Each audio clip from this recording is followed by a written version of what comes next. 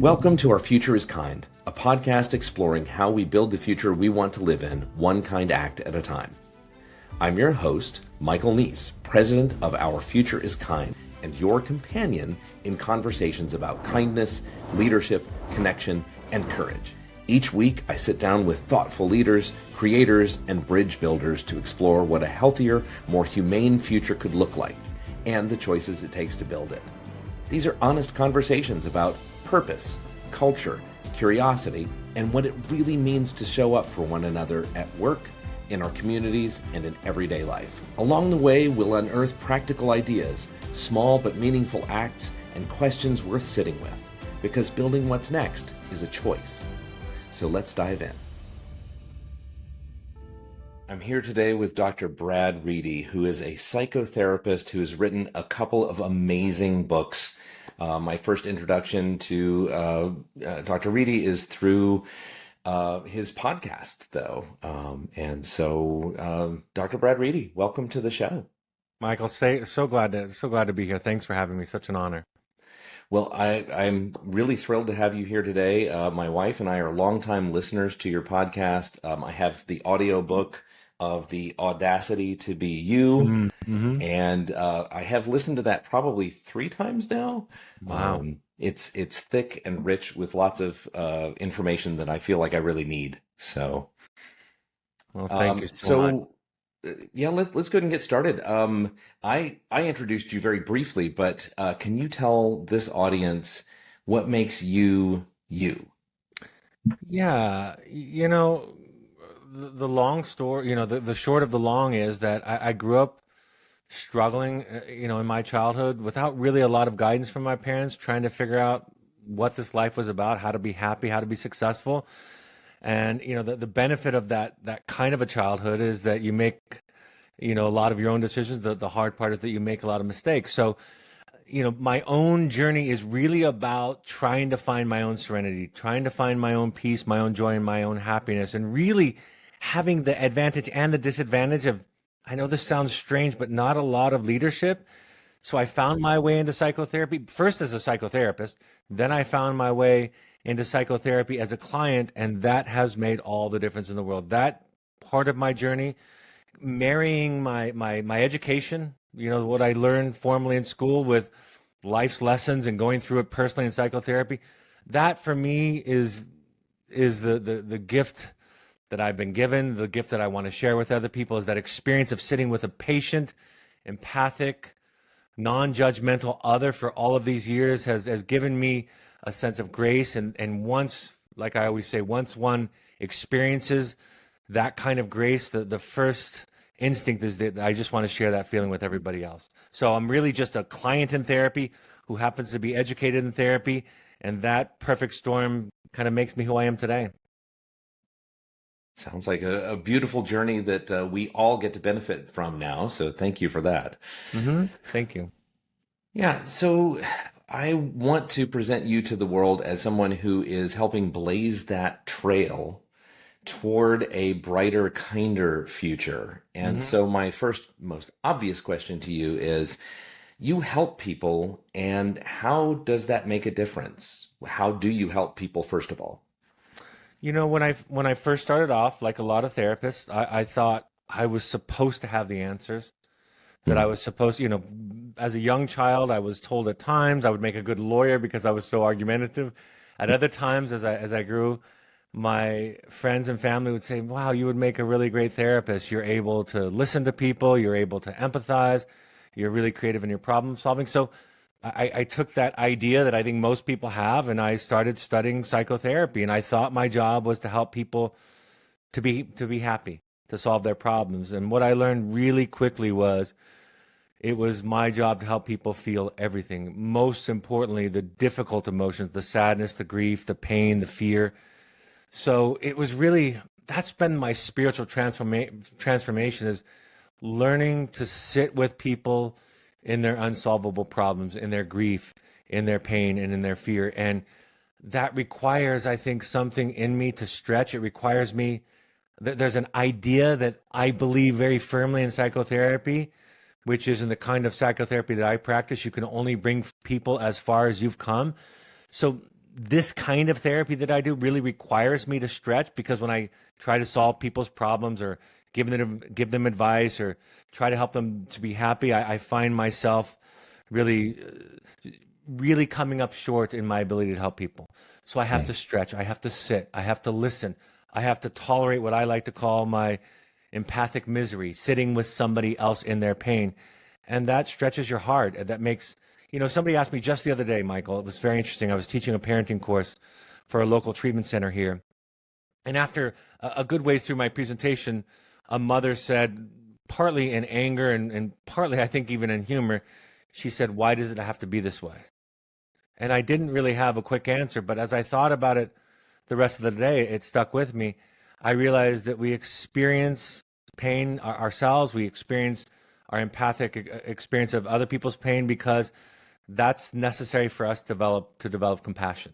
And compassion for me is maybe the greatest source of joy, the greatest source of connection, of transcendence. So for me, the experience of being a psychotherapist and a patient in psychotherapy, the lesson that I've learned from that vantage point is compassion, primarily self-compassion, but then that extends to everybody else. Because once you've had some glimpse of who you are, I always find once you have some glimpse of who you are and have made peace to some extent with who you are, again, you just automatically extend that to everybody else. So that's my experience of this journey, and I think it's a very spiritual one, a very personal one.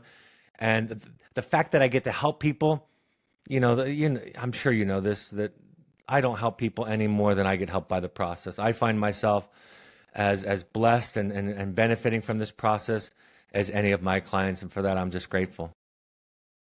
You bring up self-compassion, which I think a lot of us struggle with that. Sure. How do you help people dig into the idea that it's okay to be kind to ourselves? Because we are told on a daily basis that we fall short of all kinds of measures in our society. How do you help people think about themselves in a way where they have compassion for themselves?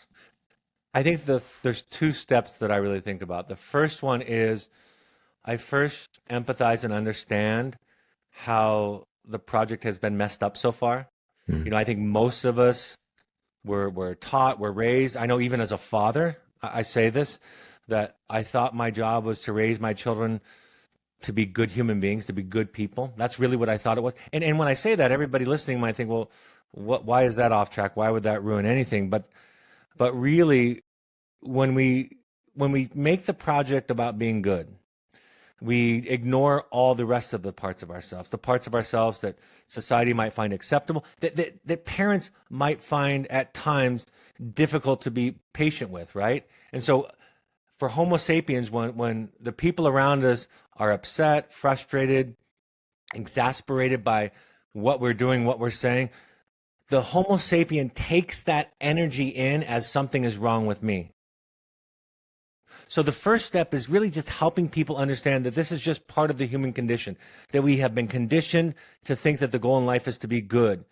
Now the shift for me, and I do this by telling my own story, by admitting my own, and I have a lot to draw from, my own faults and my own flaws, my own mistakes, my own stumbles along this lifelong journey. My invitation is into vulnerability. My invitation is into looking at our humanness. Because if we shift the goal from being good or right to being a human, we make it possible. We make it actually possible, because becoming human is something that we can all do, something that we can embrace, something that we can lean into. And like I always say, the thesis of my second book, The Audacity to Be You, the one that you have on your listening app there, the idea is that when you shift the project from being good to being a self, it is so much better. And what is left over, Alan Watts, the great Buddhist teacher, says, when I realized that there was nothing on the dark side to be afraid of, nothing was left but love.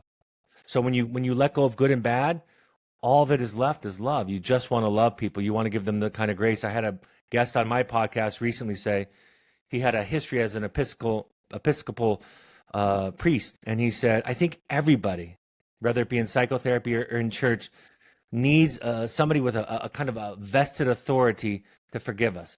because that's how Homo sapiens learn about themselves. We learn about ourselves by experiencing ourselves through others, first from our parents, and then later on in life from other people that we follow or admire or identify with. So the idea is self-compassion is developed when we spend enough time with somebody who can see us non-judgmentally, who doesn't look at our mistakes, our flaws, our sins, if you will, as bad, but as part of the human condition. And that experience of being seen that way helps us to develop our own compassion for ourselves. And then, like I said, the minute that you develop it for yourself, you don't have the instinct to judge everybody else because you realize you are much, much more like everybody else than you are different.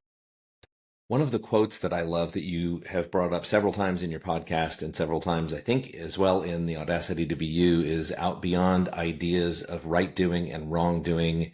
There is a field. I will meet you there. Right. Where does that come from? Well, specifically from that comes from Rumi, from a poem from Rumi. But it's this idea that we have to transcend the shoulds and the shouldn'ts. We have to transcend shame. We have to transcend guilt. You know, Michael, I think one of the mysteries of this life that I've learned as a psychotherapist, to become healthier, to become more aware, more enlightened, more conscious, and ultimately to become more kind, we have to kill, as Nietzsche says, as Joseph Campbell says, we have to kill the dragon of should and should not. We have to let go of that idea because, and there's another quote by Jung that says, thinking is difficult. That's why most people judge. And Baba Ram Dass, the great guru, said once that the definition of enlightenment is to judge nothing. So once you let go of judgment, once you just accept, if somebody's doing something harmful to somebody, through a non-judgmental lens, you just learn to see this person is hurting, they're scared, they're feeling threatened, and the way that they protect themselves from those feelings is by lashing out, by the old idea that the best defense is a good offense. So once you deconstruct the good and bad, nothing is left but connection to each other and our own humanness. And you don't see evil as a cause of the world's problems. You see evil as a result of trauma, as a result of unmet needs, of fear. And so that shift in perspective from right and wrong, good and bad, have to, must, should, to what is, you like I say in my own marriage, when my wife and I are in this vibration, she doesn't see me as a bad husband when I'm acting out or not being kind. She sees me as a human husband. And that is something that we can all live with. We can live with Brad being a human husband, but it's going to be pretty hard to live with Brad if he's a bad husband. It's going to be hard not only for her, but it's going to be particularly hard for me to live with that idea because that idea is crushing to one's soul. Brad, you bring up marital bliss in terms of actually getting to that point where you can see the other as human rather than as the bad object, right. the deeply flawed one that must be criticized and judged. Right. How do you get past those moments where you are triggered or where a client of yours comes to you and they say, every time my spouse does XYZ, I am so triggered that I can't see past their flaws. I can't address them as human. I just want to judge. What is there a trick? Is there some sort of secret to getting to that point? They just need to go on a walk for a few minutes? Right. What do you suggest? Michael, that's a great question. I think there are techniques like taking a timeout, taking a walk, taking some space. One of my favorite teachers, the Buddhist monk Thich Nhat Hanh, kind of illustrates it by saying, dear one, I can't be here for you right now. I must take some time for my practice. In his world, that's meditation. And then he says, and then we come back when we've filled ourselves back up and we say to our partner, dear one, I am here for you. I can listen to you. So there are things and techniques and tools that we can use to regulate our nervous system. But the big picture is a deconstruction. The big picture is to be able to connect the hurtful, harmful, quote unquote, bad behavior to the wound, to the scared, to the hurt little child. When I can do that in myself, when I can realize that and this is the truth about me, when I'm feeling insecure, I'm going to look like a classic arrogant narcissist. I'm going to come out with guns blazing. I'm going to come out on the attack. I'm going to come out criticizing. I still stumble into that old way. And so I teach people, don't try not to do the bad behavior, but try to connect it in your mind to the scared child. And so when it comes up for me, when I'm, trying to hurt people that I feel hurt by. And I realize there's just a scared, hurt, lonely, lost child inside of me. And I sit with that idea. I sit with that energy. I don't need the symptom. I don't need the behavior to express myself. I can sit with my pain, sit with my grief, sit with my sadness, my fear, my powerlessness. And that's the long-term solution, is if you can connect to the underlying feelings, to the scared, lost child, then the symptoms aren't necessary to express it. In the short term, there are, like I said, there are those kinds of things like taking a walk. But in the long term, it's beginning to know yourself well enough to know that your symptoms just serve to protect you. The symptoms just serve to make you feel safe. And the things, like one of my favorite authors says, the things we do to protect ourselves hurt the people that we love. And once you understand that and embrace it, it starts to dissipate. It starts to get smaller. The acting out, the hurtful stuff starts to get smaller over time because you don't need it. What you're saying has sparked a couple of questions in me. So I'll try to remember the second one as I ask you the first. So the listeners here at Our Future is Kind, quite a few of them work in corporate spaces, in universities, in various settings where they have a boss, they have coworkers, and they have seen somebody yell. They know that somebody is just angry, that they probably picked up on the fact that they are hurting. But we live in a world of microwaves and fast cars and instant messages. Right. And so I have absolutely encountered people who, when I say kindness is a great path forward, and trying to understand what the other person is going through is really important. Otherwise, you can never, ever communicate well. And the response that I get is, I'm in a hurry, man. I can't worry about what their feelings are. This is too, woo-woo, touchy-feely. You got to give me a fast solution. Right. What do you say to people who come back at you with those kinds of comments? The first thing I say is, I get it. I want that too. It's human, right? And it's a human condition or trait that is, like you said, common because of how fast everything moves in the world. So I suppose the first thing I offer is compassion for how difficult and impossible. I love saying things like, and I mean this in a real profound way, that parenting is impossible. Being married is impossible. Getting it right is impossible. So I first offer empathy and compassion for the human experience. That's the first thing that I do, because that's an urge. And then the second part is, as you were kind of giving me that anecdote, that setup, is I encourage ownership. And what I mean by that is, there are times when my children, I have 4 of them, they could come to me and say, Dad, you're the biggest ass in the world. And there are times when I can say, because of where I'm at, have a seat and tell me where I hurt you. And I want to listen. Tell me more about that. And then there are times when they're chewing their food too loud and I want to strangle them. Right? My capacity for kindness, my capacity for compassion varies based on how well I am fed spiritually, physically, how much sleep I've had, how much stress I'm under. So I'm responsible for how I react to the world. That's kind of my big question, my big answer to my big question is, I encourage people to take responsibility. So the first thing I do is, this is hard stuff. This is a lifelong journey. To become the Buddha, to become the Yoda, the Christ, is something we aim for but never quite realize. But it gives us hope because we understand that way of being it's not about being a more moral person, which I think, again, we translate it into right and wrong. It's becoming a person who is more freed up from their own hangups, their own triggers, who's more, as Freud said, we become more of an agent in our own lives. We get rid of our unconscious responses, our triggers, our unconscious obligations. And so for me, it's again, compassion, and then deconstructing and looking at it differently, beginning to have different ideas about what goes on in the world. And that second part, that's a lifelong journey. That's something that we'll be working on. If everything goes perfectly well, we'll be working on this stuff until we draw our last breath. Well, it's a worthwhile journey. It's not necessarily easy. No. The other piece of what I was curious about is, forgiveness. Mm-hmm. In any great kindness practice, there has to be an awful lot of forgiveness. Forgiveness of self for when I misstep and I say the wrong thing and I trigger somebody, but also forgiveness for the other. I mean, if you're in that corporate setting and that peer or that supervisor, that senior vice president is yelling, Right.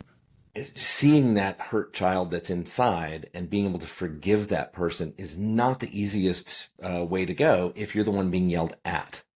Yeah. So how do you reach for that compassion? I mean, you've already, I think, partly answered the question that if you're taking good care of yourself, if you are already fed in all of the different ways, that Right. you can show up better. But what do you do when you're in a pinch and somebody's yelling at you and you are not feeling particularly forgiving? Well, first of all, I have two answers. The first one's a little bit easier. The second one's a little bit more complex, but more important. I heard a guru once teaching, and he said, he was asked by an audience member during a Q&A about forgiveness. And he said, don't forgive. He said, do whatever is easiest. And if it's easiest not to forgive, he said, I want you to go to bed at night thinking about your enemy and all the ways that you wish them harm. And when you wake up in the morning, spend some time in thinking about all the ways you wish your enemies harm. And during your lunch hour, think about other ways that you wish your enemy could suffer. And of course, he's illustrating by this answer the story that we don't forgive people for their sake. We forgive them for our sakes. We forgive them because hatred, I think it was Maya Angelou who said, is too great of a burden to bear. So we again deconstruct forgiveness from a should, from a moral imperative. That's the first thing, is that we are, the prophets were not telling us what we should do to be good, to earn God's love, as it has been misinterpreted. At least that's not my belief. The prophets were telling us about the way that human beings, the way that the world works, the way that that our spiritual growth works. And so it wasn't be kind to your neighbor because that's a good thing. It's be kind to your neighbor because that is evidence of a kindness inside of you, of a joy, of a happiness, of a peace inside of you. So that's the first thing, is to pull it away from morality and to say, this is a practical idea. But the second thing, Michael, that I think is really nuanced and complex is it's based on self-care.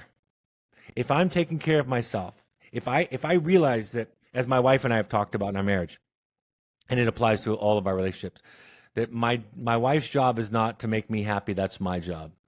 And it's not my job to make her happy, that's her job. If I realize that I am responsible for my own peace, for my own joy, for my own happiness, then when you do something to hurt me, I will take care of myself. I will take care of myself, whatever that looks like. But here's where it gets tricky and nuanced, Michael. When I take care of myself, I'm going to be up against my guilt, that I shouldn't give up on you, that if I walk away from you, that I'm abandoning you, that if I set a boundary with you, that I'm being unkind or selfish or cruel or non-compassionate. So this is the nuanced part, I have to take care of myself and be willing to deal with the guilt and the messages that I'm doing it the wrong way. And if I can't face my guilt and my shame, if I can't take care of Brad, then I will stay in the relationship and I will end up continuing to feel resentful, angry, and judgmental. So the great paradox of all of this is, and what the masters in psychotherapy have taught us, is that kindness is a function of us doing our own work, going inside, and that we have to come in contact with our guilt and our shame. Because, for example, my mother told me that you should always forgive, or that when somebody, turn the other cheek, she taught me, for example.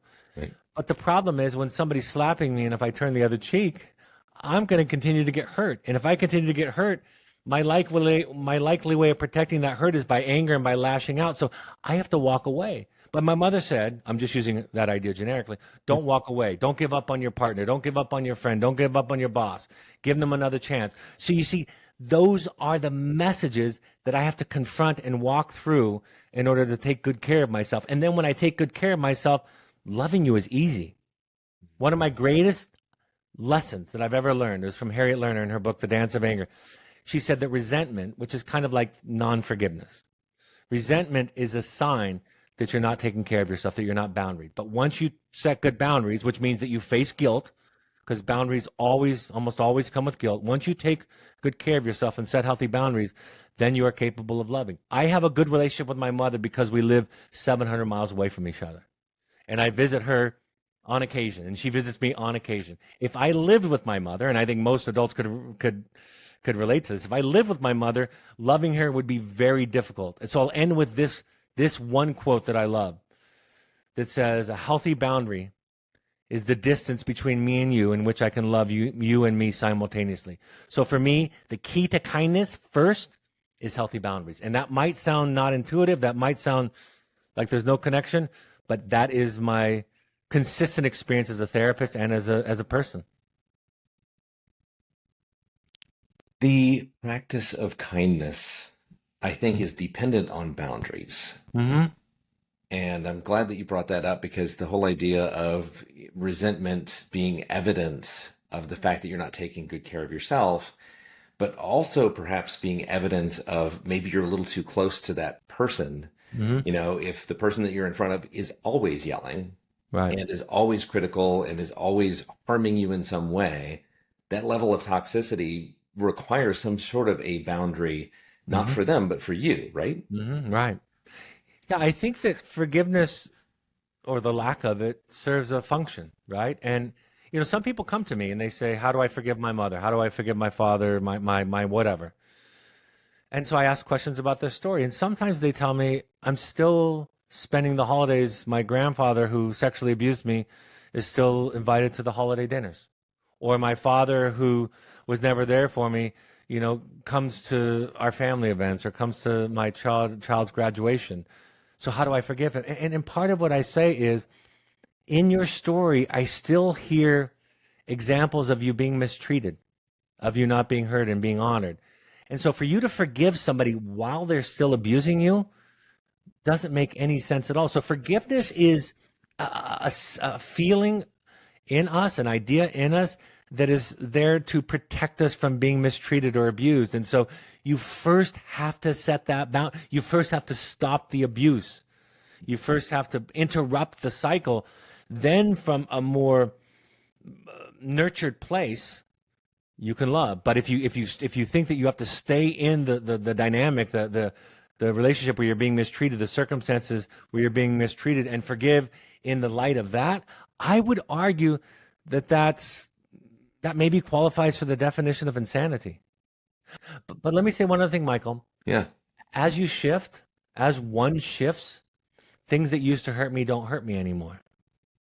Now, with this work, somebody might do something to me, and on a given day, if I'm well fed and well rested and I have the energy, that's a given. But today, somebody can do something to me that would not hurt me, that would have hurt me when I was younger because of an ego or because of a misunderstanding. And so over time, I'm not telling people to white knuckle it and to not hurt. I'm saying eventually it doesn't hurt anymore. The reason that when my child comes into my office and says, "Dad, you're a jerk," the reason that I can listen to that with compassion is because at that moment, this example that I'm giving, at that moment, I'm not being hurt by it. It's not personal. It has nothing to do with me.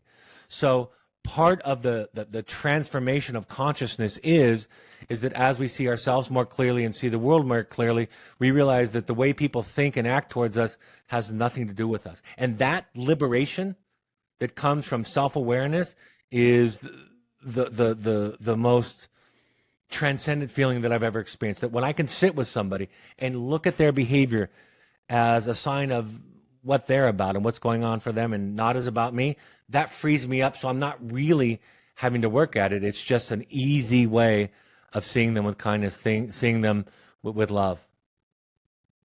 So Brad, in 12-step work, I know that it's a common expression to say that what other people think of me is none of my business. Mm-hmm. And I think that that's a wonderful thing, but you're bringing up family members, like one of your kids, Right. Or your wife, and that person is much more local to you. And so what they think of you, it becomes your business because they're going to tell you. Right. So in those moments, if I'm hearing you correctly, is your advice for effectively handling the situation to just make sure that you are okay, that you have been tending to your own garden well enough so that when you hear these things, you're okay? Yeah, it's like this. You said it very well, and I'll just say it another way, which is the task is to know yourself, right? At the Apollo, Temple of Apollo, there is the maxim that says, know thyself. There's a verse in the Gospel of St. Thomas from the Dead Sea Scrolls that says that if you bring forth what is within you, it will save you. If you do not bring forth what is within you, it will destroy you. Or from the Egyptian Book of the Dead, written long before the New Testament, we hear the phrase that the kingdom of heaven is within you, and he who knows himself will find it. The peace comes from knowing yourself, because here's how that works. If you say something to me that's true, there's really no reason for me to defend it, because I know it's true. I've made peace with it. If you say something about me or toward me that's not true, and I know myself, there's no reason to defend myself. So self-knowledge is the key that unlocks the door. And so that's why I'm constantly going back to the self, constantly going back home, constantly going back to me. Because if I know me, what you say, whether it's true or not, is I know that because I know me. You know, part of what I've shared with people, I had an experience about 1.5 years ago where I was in a situation where my social anxiety was high, and it's been something I've struggled with. And I practiced a mantra where I was saying, you know who you are. You've been in psychotherapy for almost 30 years. You know who you are. And I don't mean just the good things. I wasn't focusing on the good things about me and the talents. I was focusing on all of me. And so I started to realize as I repeated that mantra in this social situation that how people were showing up had nothing to do with, it wasn't going to change my experience of me. I already knew that. I'd already made peace with that to some degree. And so it's about knowing yourself. And when you know yourself, that's the moment when what other people do and say about you is none of your business, because it has nothing to do with you. They're only meeting you at their level of consciousness and awareness. And that is a very liberating experience. So self-knowledge sounds like it is the absolute, one of the keys. I guess is not the only key, but it is a big key to being able to handle a lot of situations. Right. And that actually brings us to an audience submitted couple of questions, if you're willing to jump into this. Happy to. Okay. So the question goes like this. When Carl Jung talks about our shadow, our unconscious self that wants to be seen, it's giving us answers to who our true self is, right? Mm-hmm. And is that static, or can that be changed? Meaning that if that part of you doesn't match your values of kindness, can it change? Yeah. Who you are changes from second to second. Like I might be hungry right now. That's what he's talking about. He's talking about your truth, right? As simple as you are. So I might be tired. I might be annoyed or agitated or happy. And so who you are is just, it's just an expression of what you're feeling, what you're thinking, what you want, what you don't want, what you like and what you don't want, what you believe, what you don't believe. So it's just your truth, really. So the shadow is a symbolic part of us where we repress or hide those aspects of ourselves that were deemed unacceptable by the big people when we were growing up, or later on by the world at large. So if anger, for example, let's use women and anger.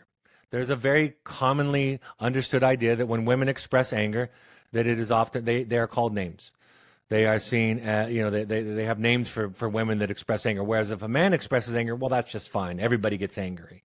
So you even start to learn from the gender biases that are out there, from the patriarchy, that if you are a woman, that you're supposed to bury your anger into, quote unquote, the shadow side. But the fact of the matter is that your anger is an important part of you, that it's a part of you that is there to protect you. It's a part of, it's Hertz's bodyguard, as I've heard somebody once say.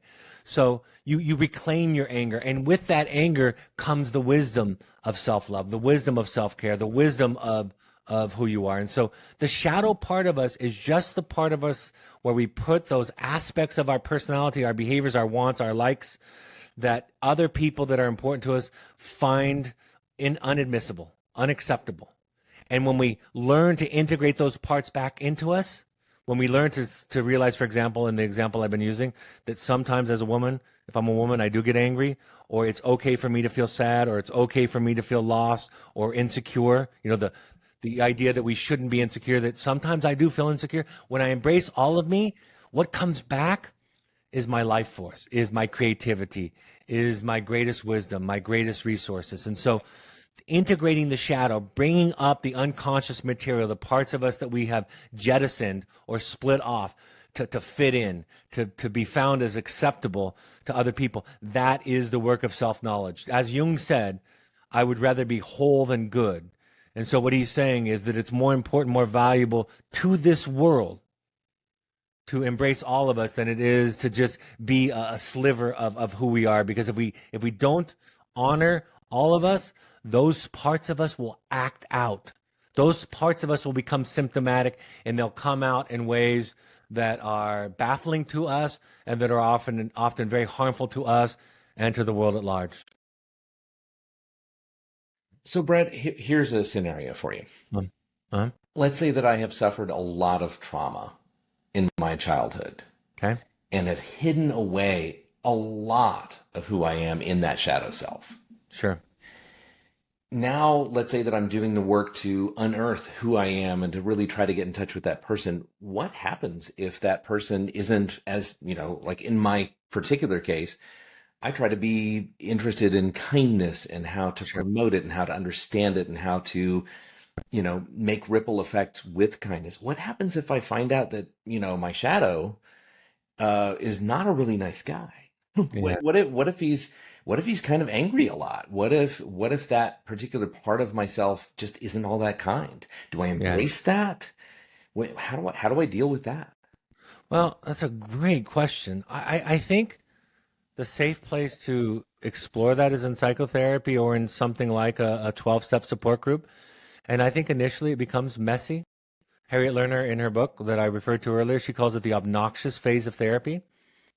When people go through a midlife crisis and reclaim the parts of themselves that they have jettisoned to be acceptable, they will do a lot of stupid, irrational, silly things for themselves. And people will look on and say, wow, that person's gone crazy. That person's really, really off track. So first of all, we allow for it to be a little bit messy. But in the end, if to use your example, if the goal is to be kind, then we're going to struggle with a boundary. And then we're going to struggle with deeper, true love. Because let me just give you the simple example. If in my world, I'm supposed to, that my definition, what I've learned from my family is the definition of kind is when somebody that you care about asks for help, you drop everything and you help them. Let's say that's the idea I've been taught. Sure. Right? Yeah. But what if I'm hurting? What if I'm suffering? What if I need rest? What if I'm tired? What if my back hurts? What if I have a headache from a migraine? What if I have needs? Then I have to say, no, I can't help you, which is quote unquote unkind. It goes against what I've been taught about what kindness is. Sure. So to become kind, one has to, again, confront those dragons of should and should not. One has to become who one is, because otherwise you're acting from a place of ego. You're acting to try to be kind, to try to be good, when in fact, kindness is a function, at the deepest sense, kindness is a function of our mental health. Kindness is what happens. Just like evil is the result of unexpressed trauma, of unprocessed and undealt with trauma, kindness is what happens when we get in touch with ourselves. The greatest examples that we see in literature and storytelling is when, like in 𝐸𝐵𝐻, I love to use 𝐸𝐵𝐻. When Jean Valjean is forgiven for stealing the silver from the bishop, for beating the bishop up and robbing him, when he's forgiven, but with grace, with just absolute grace, we know when we watch that story and he shifts and spends the rest of his life trying to serve and be kind to the underdog, to help the people that are hurting, we understand that transformation. He experienced forgiveness. He experienced grace, and then he just wanted to give it. So we have to confront guilt and shame to exhibit, to embody the deepest forms of kindness. Otherwise, we're just trying to be good. We're just trying to serve our own egos and match up with the should of kindness instead of the am of kindness, if you will. And what I'm talking about is being kind because I am feeling kind. That's where I'm at, versus being kind because that's the right thing to do. That is one of those slippery slopes that will lead into ego, into repression, into a larger shadow, and we will act out and never even acknowledge it because it's unconscious. It sounds like self-reflection, again, becomes one of the key pieces of how to handle big situations like this, because I wrote a book called In Kind, and in there Hmm. I give the advice that if you are supposed to be kind in a certain situation, you also have to weigh in, am I being kind to myself? Right.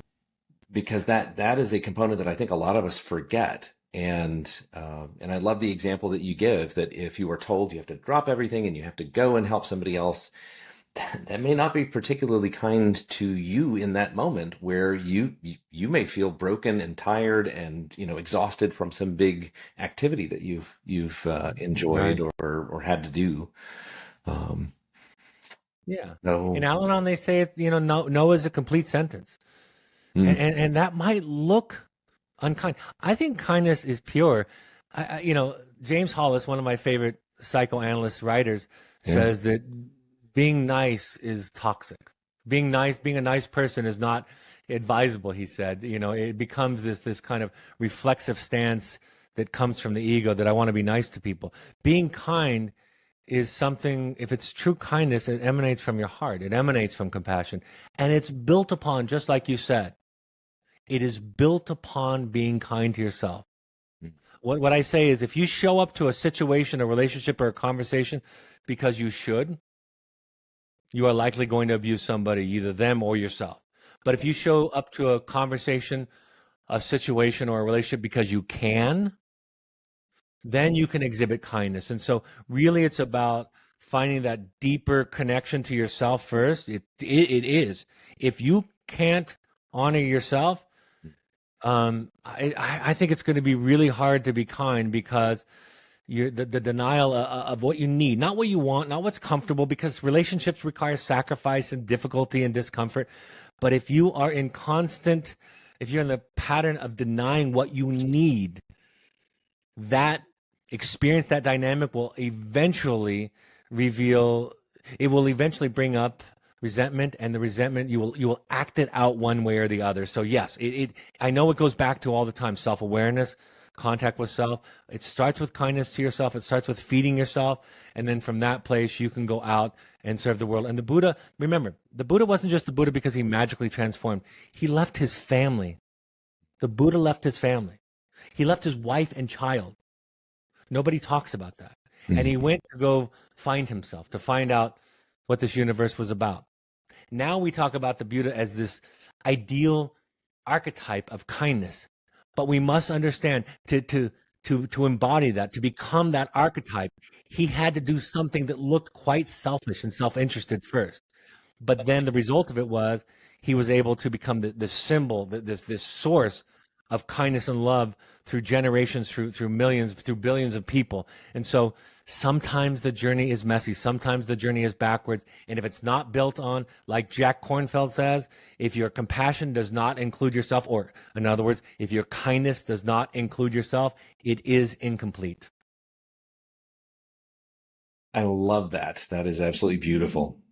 Thank you. So, Brad, I can't believe that our time is just flowing past so quickly. Mm. We have some questions that we always ask our guests, and I'm wondering if you're willing to go on a quick adventure into the mind. I'm on board. I'm ready for it. Okay, let's do it. So, if we want our future to be kind, if we want to build the future that we want to live in, that we feel like we deserve, or that we really aspire to, let's pretend that it is that we've gotten into a time machine and we get out and it's 2125. So we're Hmm. 100 years in the future. We are gone. Our children are gone. Maybe our grandchildren are still around and they are very, very old. Hmm. But it's 2125. And you and I, Brad, we step out of the time machine and we look around. Let's pretend that we did things that were really effective, that we built this beautiful, amazing future together. What are you looking for that gives you the signs to say, we did it, we succeeded? It would be in contact and relationship with each individual. I'm not a sociologist. It's hard for me to think of large groups and societies. There's a great book by a philosopher named Charles Eisenstein called "The More Beautiful World That Our Hearts Know Is Possible," and I'll answer the question with this: The greatest sign that we've accomplished what we set out to do is in my interactions and contact with the individuals that I meet, that they themselves have done this work that we've described today, that they have looked at themselves, taken responsibility for their own serenity, their own peace of mind, and that they're on this journey, that they have, as Charles Eisenstein said in the book, that they've embraced the most radical form of activism, and that is to become who they are and to love and forgive themselves. If I can find that in contact with those individuals, and then that sensibility has spread throughout society, and that's the only way that I know to do it is one person at a time, then I will know we have done our job. We have accomplished what we set out to do. So if we're tuning into mass media, or we walk into the 21, 25 equivalent of a mall, then hopefully what we are seeing would not be individuals pretending to be something, but actually trying to be who they feel they are. Yeah. Is that more or less what you're saying? Right. They would be kind and assertive and clear and courageous and gentle and human and flawed and compassionate toward themselves and their own humanity and others. There would be a non-judgment. I suppose it would be this, the energy that would radiate from everybody would be what Ram Dass says, which is there would be no judgment. There would just be an understanding of what it means to be human and to love each other. And we would in all of that also embrace our imperfections and our humanity. I want to be in the future that you envision. It sounds good. Me too. You know what? I kind of think it's going to happen. I know that's a crazy thought. There's a quote that I love that says, all of the mystics agree on this one thing, that all is well. And I believe, I know this isn't popular, I believe the world's a better place today on the whole than it was 100 or 200 years ago. By a long shot, I actually believe. I'll just use racism, for example. I know that I'm probably going way off course, but when I watched the musical Hamilton on Broadway, and I thought about it, and then I read the book Hamilton as a result of it because I fell in love with the story. And I heard about the slave ships that were coming into New York Harbor, and you could smell the dead bodies before they arrived. We don't have that today. We don't have slave ships with 200 dead slaves pulling into New York Harbor on a daily basis today. And I know that's just one little slice of life, but I think sometimes because the media likes to feed fear because that produces clicks and watches and views, I really think that our sometimes our media focus on what's wrong with the world is just part of the problem. And I really do believe that the long arc of morality, as Martin Luther King said and Barack Obama quoted, I do believe that it bends towards goodness. I really do believe that. I believe what George Lucas taught in Star Wars when he made the point that Darth Vader went through what Darth Vader went through, but he was always the key to finding this greater peace in the world. And sometimes we go through difficult times to find ourselves. And I really do believe 100 years from now, it will be closer to what we're talking about now than we can possibly imagine. I certainly hope so. And just to bring up one other quick example, the idea that women could not vote 300, right. 200, even 100 years ago, it was a tentative thing. Sure. Yeah. Lots of examples when we look at a society, right, of marginalized groups and people that have been not so fortunate are more honored on the whole. While there's still plenty of racial prejudice and misogyny and all kinds of things, we also see a lot of good in the world. You've brought up your children several times. I'm going to bring up mine for just a moment. I have 3 kids, all of whom are somewhere in the alphabet of LGBTQ. And I definitely feel heartened in most ways about how society has progressed over just my short lifetime of 52 years.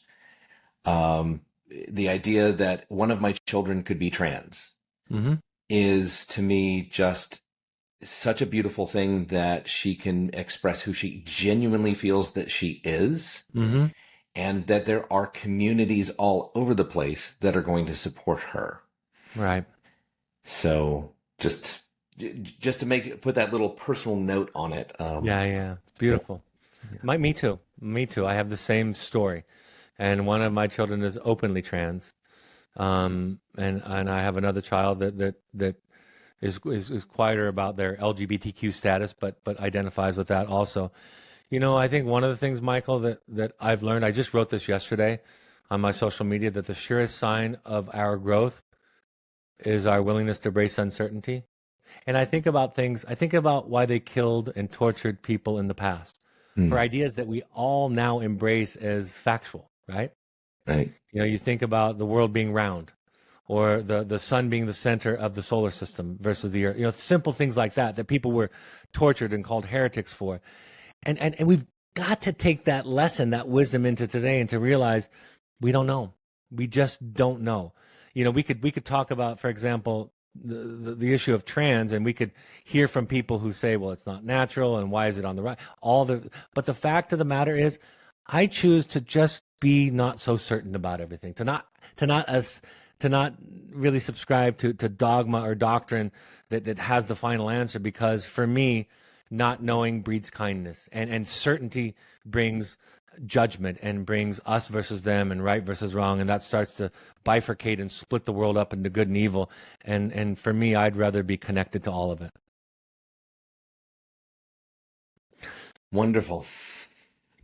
So in a world where it feels like we are progressing, we are actually advancing, and we're getting closer and closer to this more beautiful, more lustrous future, what are the ways that when it doesn't feel like it's going well, and where you hear the cacophony of argument and judgment and it feels just oppressive and things are not going well, how do you stay inspired?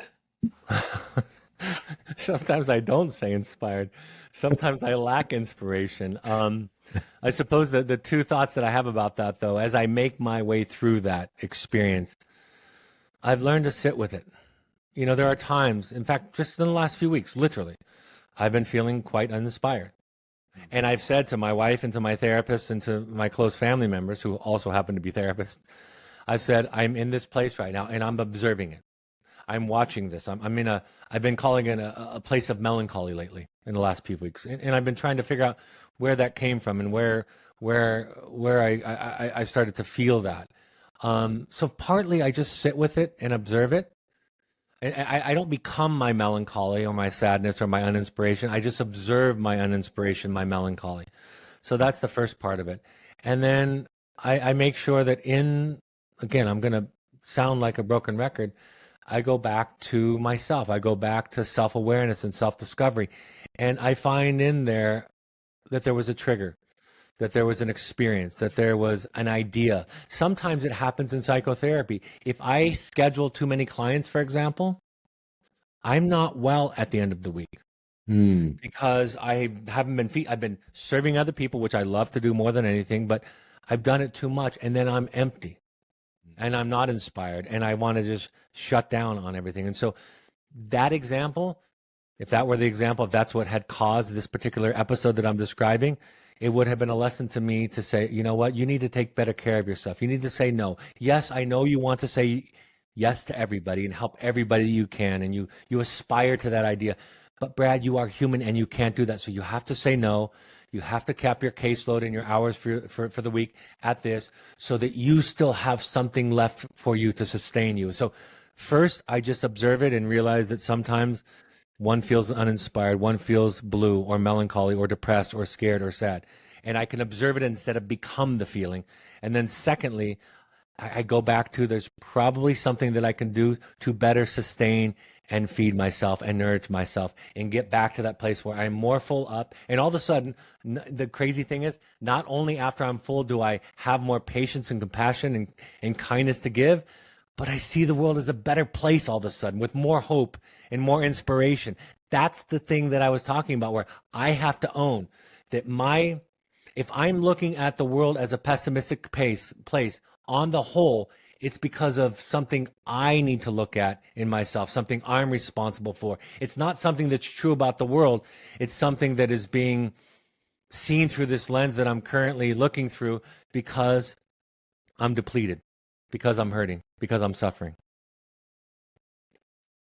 So you reflect on what can help you be inspired and what may be blocking you. Yeah. So again, we come back to self-reflection, which, yeah, that is absolutely one of my favorite practices, is to meditate, to journal, to go to therapy myself. I'm part of a men's group. I enjoy quite a few ways of trying to discover who I am. Mm-hmm. One of my favorite things that I've heard you say over at least a few different times is, if you're looking for a therapist, try to find a therapist who's trying to find you. Yeah. I don't know if I said it exactly the same You way did. that you do. You did. Yeah. Look for a therapist who's trying to find you, not fix you. Yeah.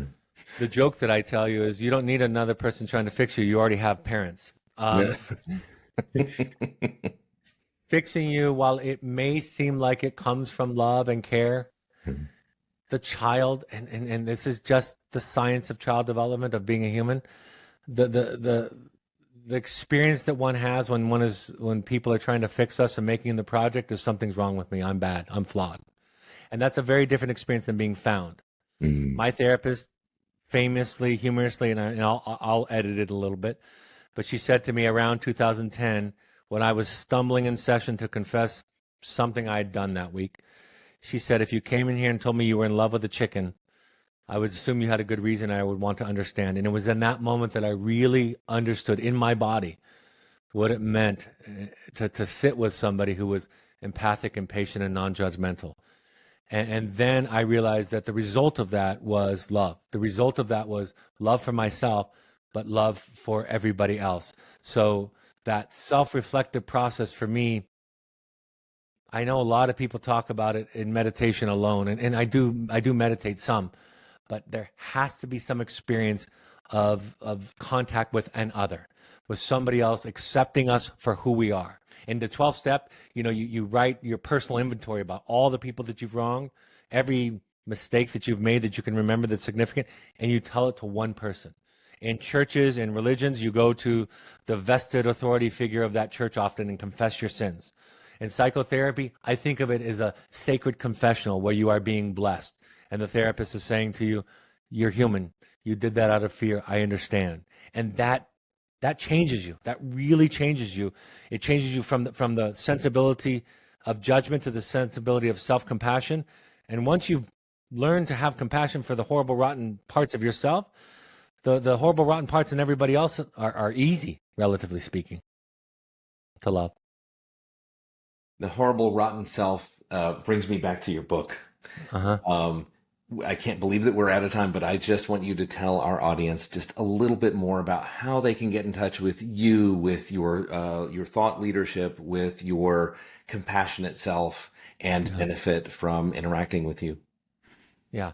My two books, The Journey of the Heroic Parent and The Audacity to Be You, are available widely, so you can Google those or Google me. My podcast, Finding You with Dr. Brad Reedy, is something I've been doing now for 17 and a half years. Done over 1,700 episodes is what I estimate at this point. Wow. So you can listen to that. My social media, Dr. Brad Reedy, you can follow me there. And I think it goes back to one of the ways that we become inspired, Michael, is by surrounding ourselves with people who are inspired. You listen, Rick Rubin, the great muse for artists, says, if you find yourself in an uninspired place, listen to the masters, listen to people that are functioning at a higher vibration than the vibration that you come from. So part of what I try to bring to people is inspirational ideas and thoughts from thought leaders in the world, and to appeal to this higher vibration. So those are the sources and the places, the outlets for my work. And I have a new book coming out here in the next couple of months called Stay in the Room, about a religious father, a very famous religious father, and his son who came out as gay, and the journey that they went through in psychotherapy to find each other and to find a closer relationship to God. So I look forward to its release very soon. That's wonderful. I cannot wait to get my hands on a copy. Hopefully I can find you at a book signing and actually get a signature. I will send you one. You got it. Wonderful. I am inspired by your work, and I am so glad that among all of the things that you could be spending your time on, that you came to our Future is Kind podcast and spoke with me and shared your wisdom with this audience. So thank you, Brad, very much for coming. And I mean this not because it's on brand, but sincerely, you are very, very kind. Thank you very much. Thank you. This episode's Kindness Challenge. Practice self-kindness as the roots of all the other kinds of kindness. In moments of judgment or inner critique, pause and gently remind yourself that kindness begins with you, not as something you earn, but is something you cultivate by sitting with your pain without self-criticism. When you respond to your own hurt with curiosity and compassion, you naturally extend that kindness to others without force or effort. Dr. Reedy teaches that this internal work makes kindness effortless and authentic. Want to stay inspired so you can stay kind? Feed your inner world to nourish your outer kindness. When you feel uninspired or depleted, whether from stress, overwork, or emotional fatigue, learn to observe the feeling rather than become it. Sit with your experience, then sharpen your own self-care. Rest, set healthy boundaries, and replenish your emotional and physical energies. Dr. Reedy emphasizes that as you care for yourself first, your capacity for compassion, patience, and kindness naturally grows, and the world looks kinder because you've refilled your cup first. You've been listening to our Future is Kind podcast, where building what's next is a choice. Make your next choice a good one and help build the future we want to live in.